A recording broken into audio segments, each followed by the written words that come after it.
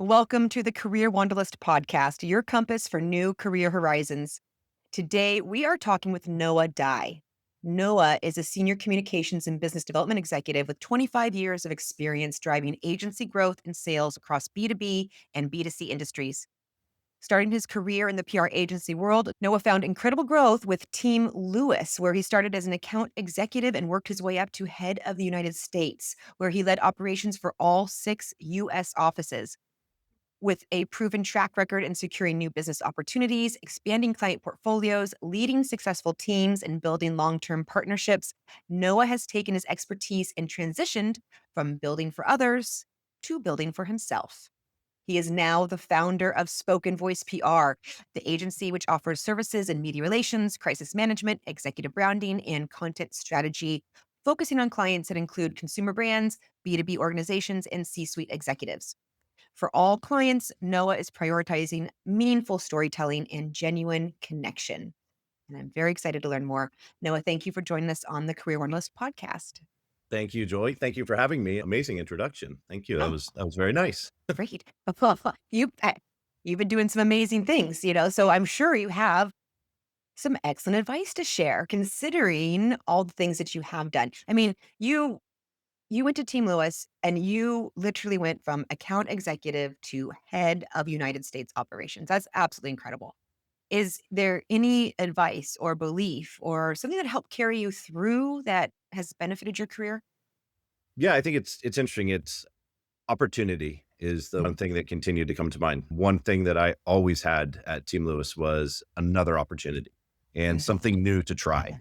And some people see that as a challenge. I would look at some of them as big challenges, but I also saw them as an opportunity. Every new thing that came along I was a journalism major. I thought I was going to be behind the scenes in storytelling, and I Mhm. loved my client service work. And an opportunity came to open office, and I knew nothing about P&Ls or margins or operationally running an agency.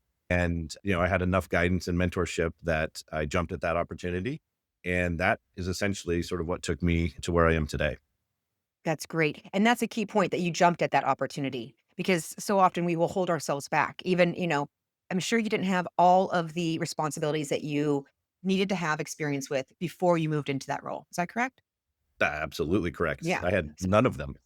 Yeah, yeah, exactly. But you still went for it because you Yeah. knew that's something that you wanted to do. You knew that you could learn it and you didn't hold yourself back. And I just want to commend you for that because that's actually a very, very big deal. Yeah. It Yeah. No, and seems simple, that's the challenge in that is, I did watch people not jump at opportunity. right? And, I did start thinking longer term of there can be a vision, there can be a silo, and you can have an incredible agency career by doing account servicing and client management. I felt at the time that the broader you can make that experience, the better you have in the future, Mhm. and for other opportunities that might come along down the Yeah, road. yeah. Well, I agree. And then if you had done that and decided that you didn't like it, it wouldn't have hurt your career. It would have just given you an advantage of a different highline view, really, of the agency world. And if you decided to go to a different role, I mean, it just would have benefited you in the long run, I would imagine. So, Yeah, and I think people don't sort of look at agency life in that way, though. mhm, I think people look at agency life as, well, I'm on a client servicing path, and that's my mhm, career, and that's mhm, what I will always do. mhm, And I do feel you can get stuck in that if you don't sort of broaden out and branch into new areas. Agency world is huge. From new business, I sort of joke that the only thing I haven't done is HR and finance. But when you're pushed into some of those new areas and you take those opportunities, you learn a lot about HR and finance mhm, and that you never thought you would learn as mm, a journalism major. yeah, So yeah, it's the opportunity that is out there. I would just encourage more people to take chances and take the risk. exactly. Yeah, it goes back to I had this guest, Christine in New Jersey. She talked about how it's not a career ladder, it's a career jungle gym. And ever since then I talk about it all the time because I think it's so apt and it should be spread far and wide because we have this picture in our head of this career ladder. Like just like you said, I'm on this path, this is the path I'm going on. And if we looked at our careers like a jungle gym instead of a ladder, it would open up our eyes to all of these other areas that we can grow and learn. And sometimes you want to jump this way, sometimes you want to jump back or sideways. It all just depends on what's right for you at the time.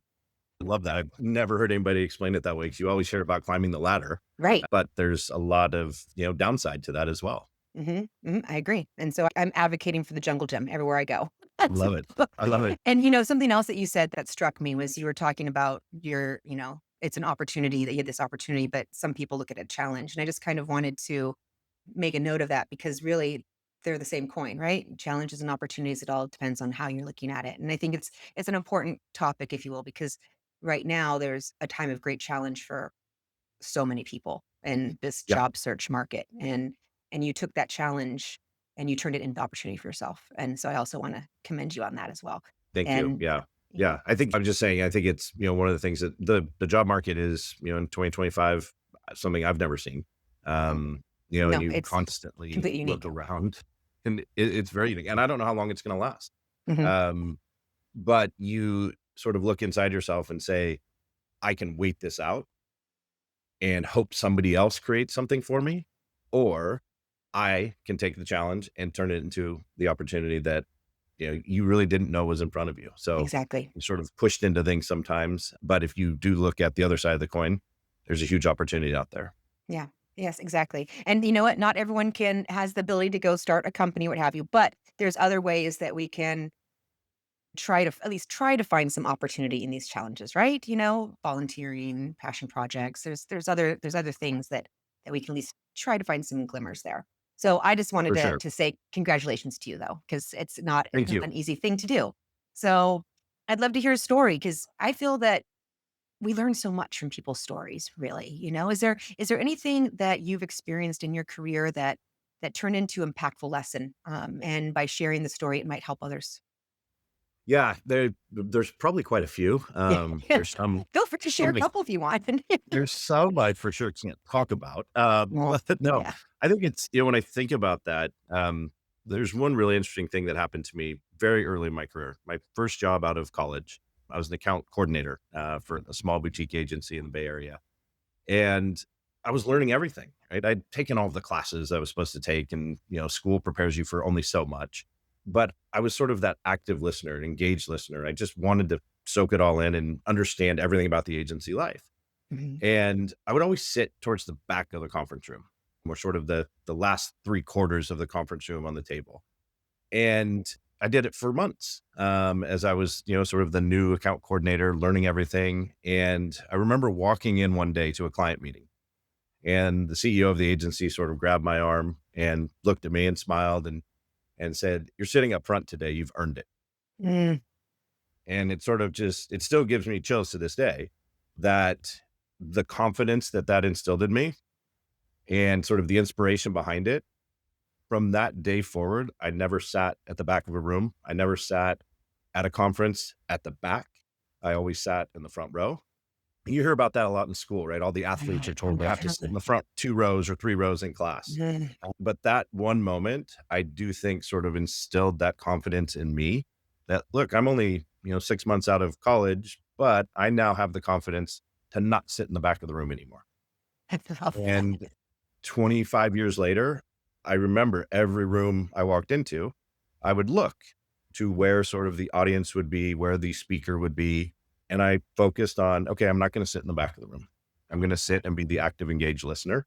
And, I think it's really important that people understand that, like, to be engaged in a conversation, to be engaged in a client meeting, you don't want to be seen as sort of sitting in the corner and hiding.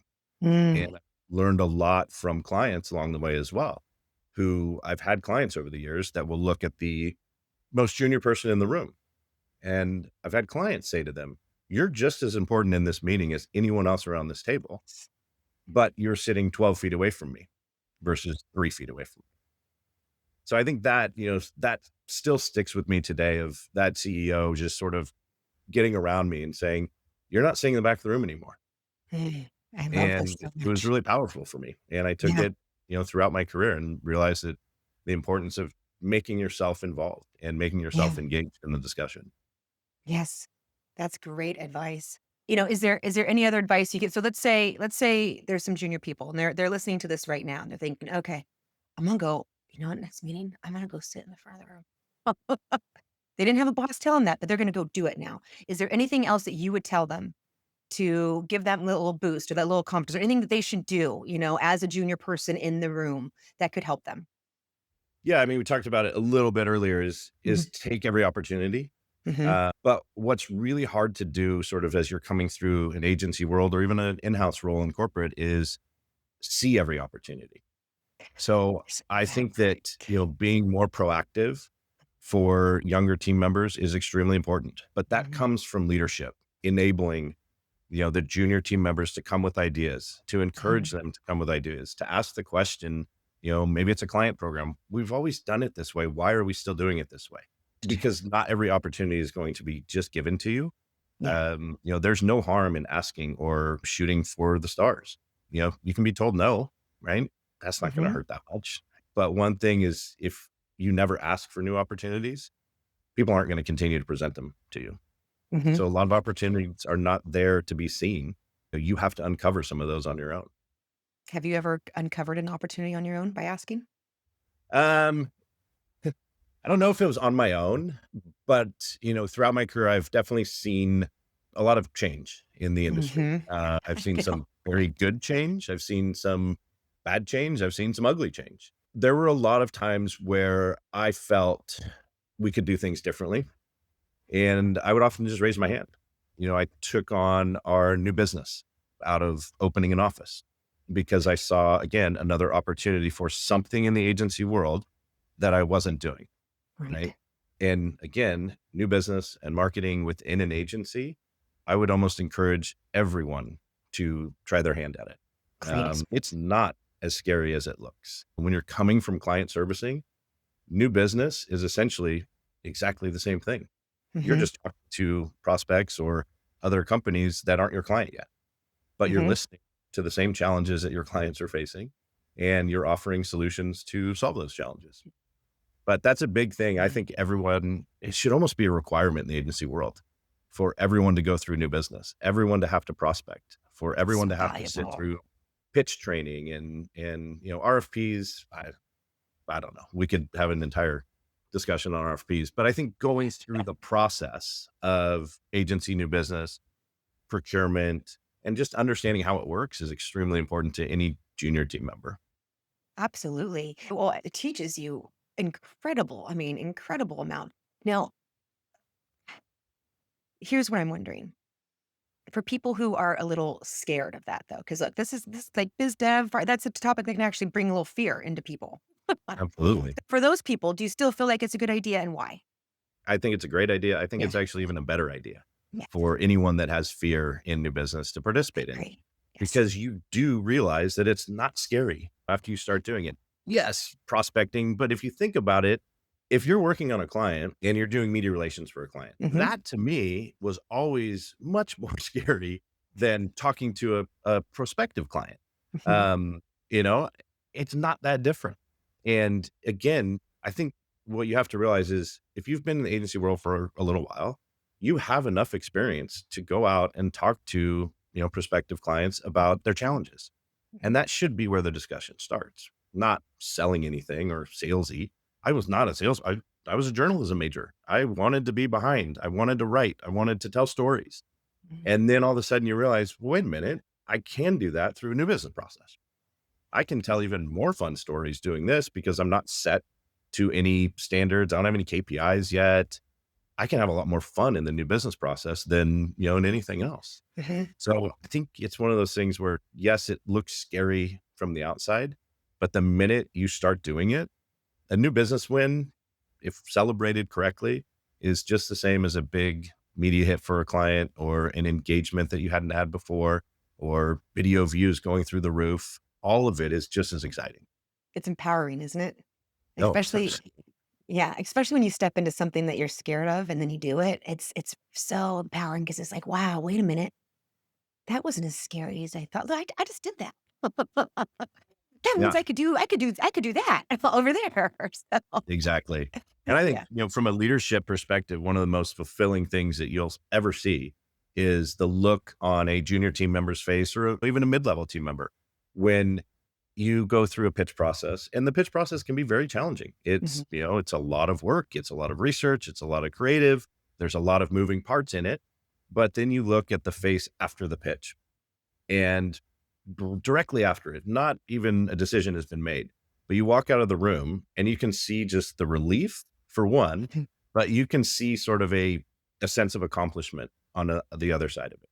And for leadership, that is for me personally one of the most fulfilling things I ever experienced is, That is taking awesome. someone that had never been through the process before and then watching them walk out of that room after a pitch or a Zoom call more recently, and just the sense of success that they felt through that part of the process. And then you win the business and they raise their hand for the next one.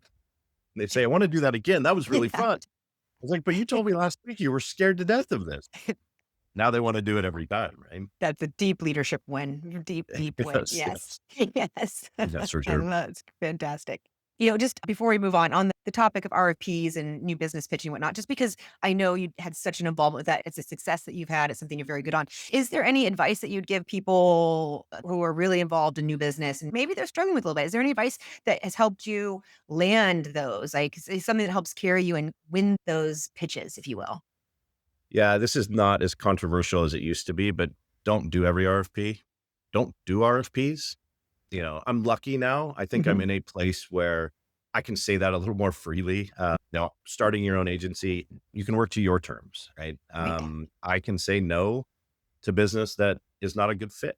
I can say no to a situation that I know is not going to be really beneficial for myself or for the potential client. But the RFP process it's not anything that any other, former agency or agency leader will tell you it's broken. Many on the brand side feel it's broken. We've seen a massive increase in sort of procurement led searches. Yeah. And, a lot of times those aren't really searches. They're not really RFPs. And, agencies can spend a ton of time and a ton of resources, a ton of investment on pursuing business that is never really going to be there. Mhm. There were a number of times where I would ask the question up front, like, look, are we going through a process or is this truly a search that, is going to take place? And the one thing that I always learned was if I don't have access to the decision maker at the beginning of the process, I don't want to participate. So if this is a financial Yeah. exercise, I'm not interested in participating. Mhm. If this is truly we've met a challenge that we cannot solve with the current relationship that we have, then we'll have the discussion. But I think the RFP process, it's changing. I've seen, but I also think our industry is changing Very dramatically. much But dramatically. the What do you the think of new that? new business is always going to be a grind in agency life, and you either have to love it or hate it. But I think one of the things that can differentiate sort of boutique and smaller agencies from some of the mid-sized to large agencies is being much more selective. Mhm. Like I said, there's certain things that I'm just not going to do. I'm not going to Yeah. take on business that again is I'm not going to be a good resource for that business. It's not going to be a good long-term relationship, Yeah. and I now Wise. luckily am able to do that. Very wise. I'm curious, being in business as long as you have, I'm sure you've gone through a lot of different career challenges. So I'm curious if you could share with us some type of career challenge that you've gone through that you've overcome and what you learned from it. Yeah, I think probably, I don't know if this is surprising or interesting. I thought that I was going to be working in someone else's agency for the remainder of my career. I didn't know if it was going to be for Lewis or if it was going to Right. be for someone else, but that was sort of the path that I thought I was on. But then I started sort of seeing, I mentioned the good, the bad, the ugly earlier. I started seeing our industry change pretty significantly in the last few years. Maybe it was coming out of COVID. Clients and brands were looking for something completely different. And the challenge for me became how do I really back a massive budget campaign with the results that the client is expecting? And I think one of the challenges that face agencies today is they're doing a lot of different things. You know, very few traditional PR agencies that haven't expanded into social and digital and research and strategy and analytics and all of the things, Yeah. which is great. It's great for some brands. Yeah. It's not great for all brands. Yeah. There are some brands, and there's still a lot of brands that need the initial, like, we don't even know what to say. How do we talk about ourselves? How do we tell a story? And the challenge for me in that was well, I can do all these other things for you.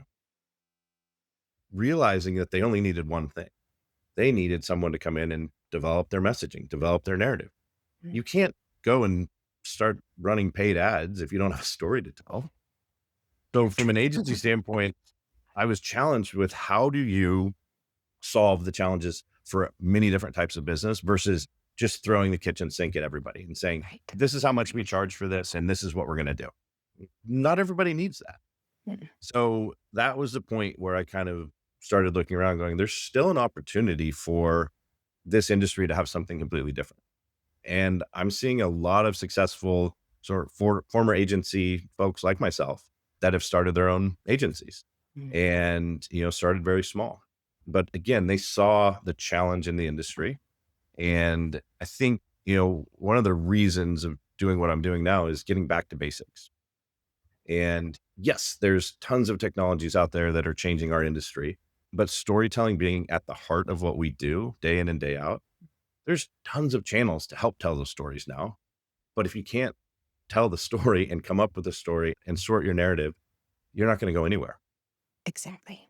So I think Completely. that's one of the biggest things, it's personally for me as a challenge was there's so many things that we can do, but what are we going to do really, really well to make the client successful? So important. And that's the back to basics, right? The Right. clients matter. The team members matter. And that's what I'm hoping to do now. I think it really, in the back to basics is such a key aspect of success, really. I mean, whether it's in your life or your career, personal or professional development, I found that when things start going off the rails a little bit, or I don't know, when you're in that cycle of difficulty, of challenge where you're not seeing the opportunity, if you will, I mean, it really so often it's going back to the basics that helps right the system, right the ship. Like it's all going back to those basics and figuring out what are those key things that you need to do, the key things you need moving forward. Again, whether it's your career life, starting an agency, going back to the basics so often is that first move that we need to do to right whatever is going wrong. And so Yeah. I love this.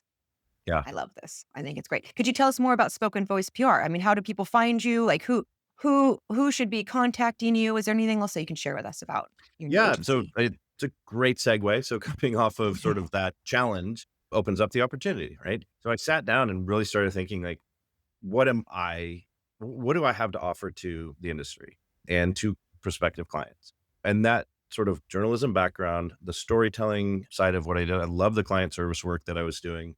And throughout your career, you start to develop new sort of strengths and tools throughout what you do. So I started the spoken voice as sort of that way to get brands back to basics, starting with the voice, because I think that is the most important thing that we have. And if you can't tell a story, again, social media is not going to matter. Media relations isn't going to matter. Digital is not going to matter, whatever that means to everybody nowadays. But none of the tools or the channels that we have available to us are going to matter if you don't have a voice. And, I thought that based on those 25 years of working inside agencies, bring it back to what I really enjoyed doing within the agency world, which was telling those stories.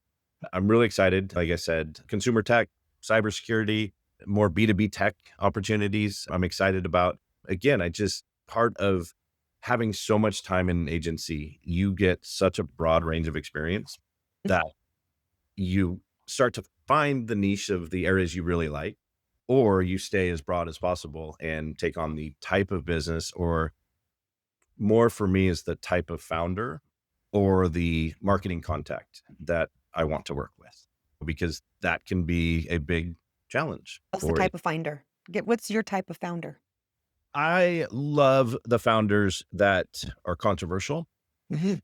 that offer the freedom for, their internal teams to tell their own stories, but also founders that are still learning and willing to admit that they're still learning.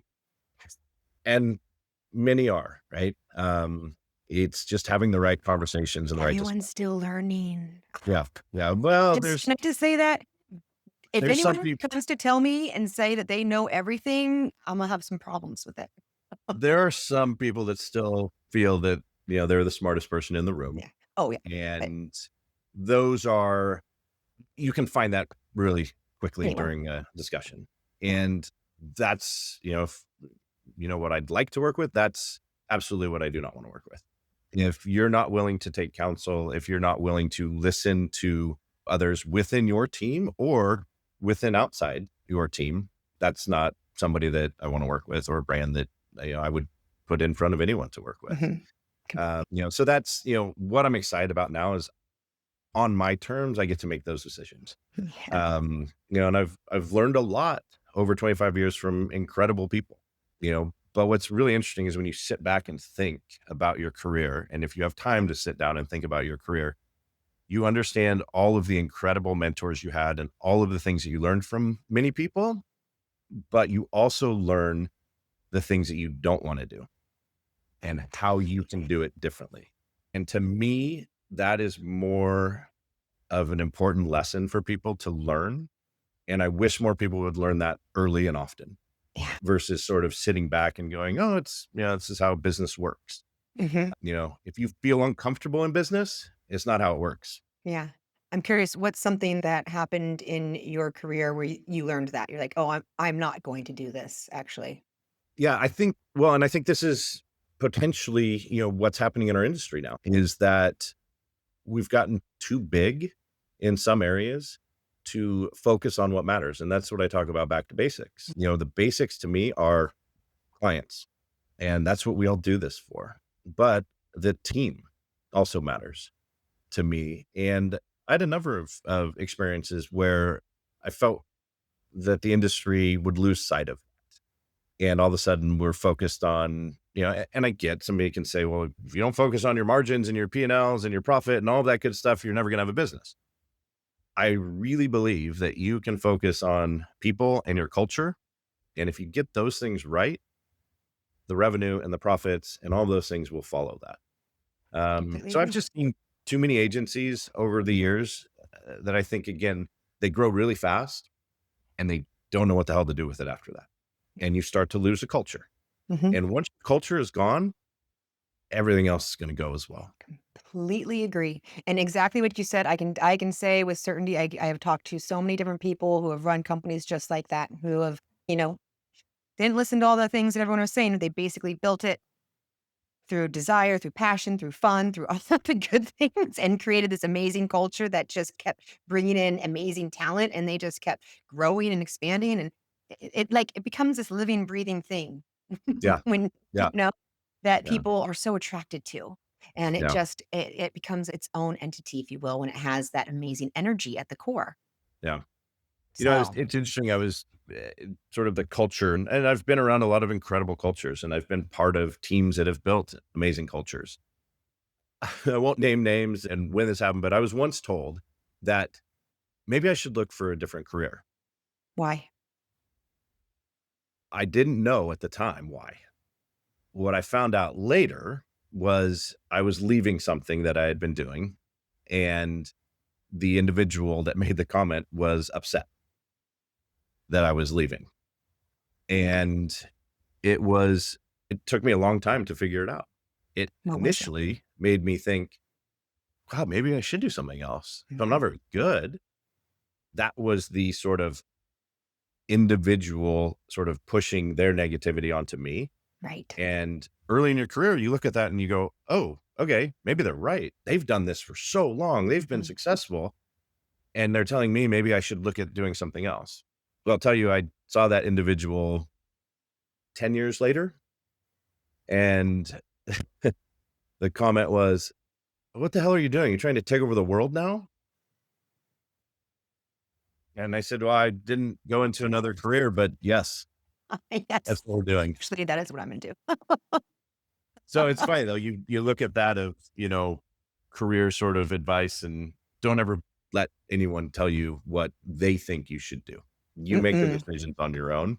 Nope. And then if you can rub it in their face years later, even better. Even Even better. better. Even better. Yes. My previous boss before I started my company, he told me that I would absolutely fail when I started my own agency and sent me a lawsuit as well to make sure that I could have no contact with anyone that I had previous contact with and to make sure I was starting from scratch. But yes, Right. yeah. That's I'm the here. 25 years later to Exactly, and 24, what have you. that's the motivation, right? For me, at least, for you, I know that's the motivation. Like, okay, tell Yeah. me I can't do something, and Watch me. there's the opportunity coming from the challenge, and Exactly. Well, and that's the thing. We cannot let other people's own saboteurs, own negative voices influence our own. And I will admit, I did not let him influence me then. I think of another situation in my life where I did let someone's voice influence me.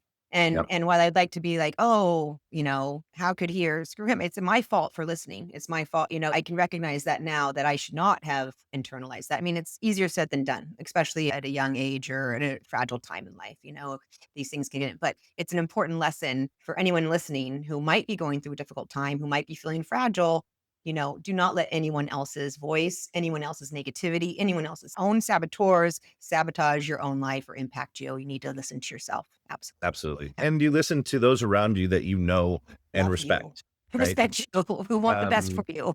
yeah, because and what's really interesting that I found through this process over, the last 6 months of leaving somewhere I'd been a really long time to going out on my own, was that the network that you built during that time is there to support you.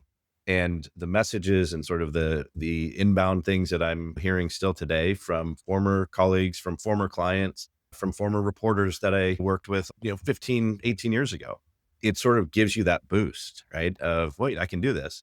And you realize that your network is much stronger than any one individual. Absolutely. Absolutely.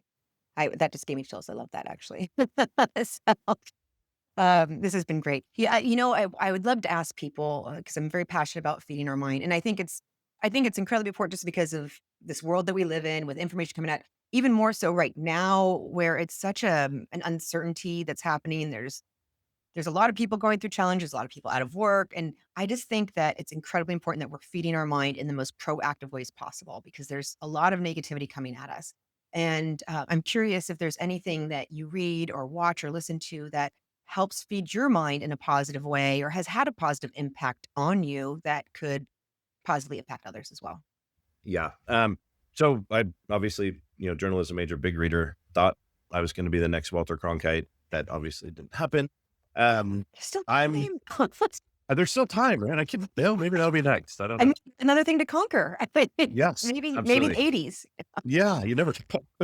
I'm a huge sports fan, and as you can see behind me, those are all like historical, images of the baseball gear. So batting helmets, gloves, catcher's masks. But I absolutely love sort of true life sports stories, and not sort of biographies about super successful, athletes. Those are great too, but I love sort of the real life human stories of inspiration, overcoming something. It was an incredible book I just finished called The Boys of Riverside. And Oh, it's about a deaf football team in Riverside, California.